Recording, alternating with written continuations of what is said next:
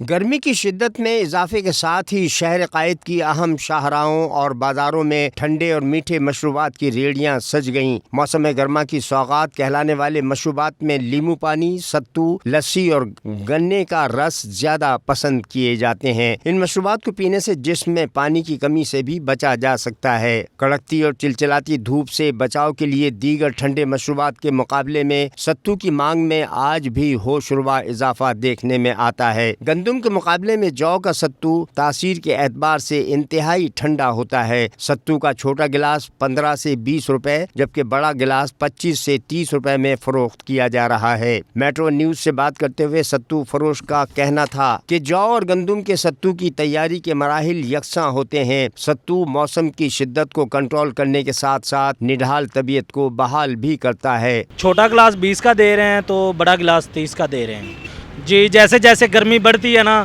تو لوگ کافی تعداد میں آتے ہیں تو ہمارا ماشاءاللہ کافی کام چلتا ہے۔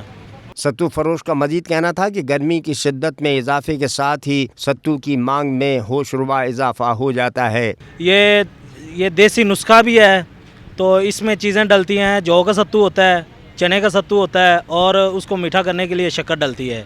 یہ جو معدے کی ہیٹ کو ختم کرتا ہے تو گرمی کا یہ دشمن ہے، تو اس لیے میں آیا ہوں۔